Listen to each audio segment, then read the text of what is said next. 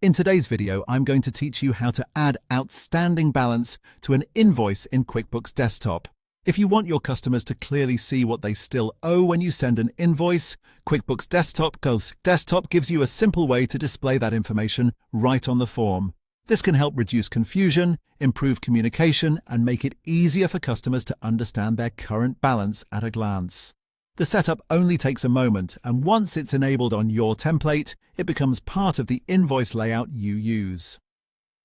To begin, go to the Lists menu at the top of QuickBooks Desktop and choose Templates. This will open the list of form templates available in your company file. Here you'll see the different templates used for invoices and possibly other transaction types as well.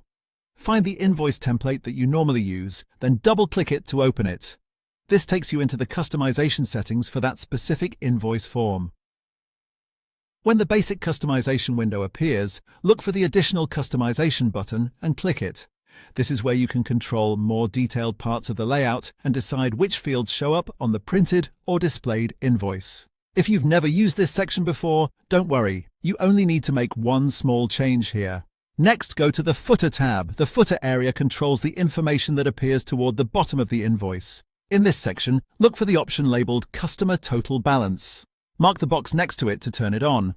If your business tracks work by job and you want the balance to reflect that job specifically, you can also mark the box next to Job Total Balance instead, or enable both if that fits your workflow.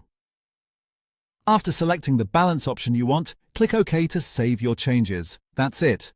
Your invoice template is now set up to show the outstanding balance information in the footer section.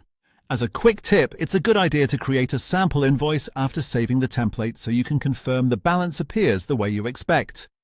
If you use multiple invoice templates, remember that this change only applies to the template you edited, so you may need to repeat the process on any other templates you use regularly. That's how to add an outstanding balance to an invoice in QuickBooks Desktop.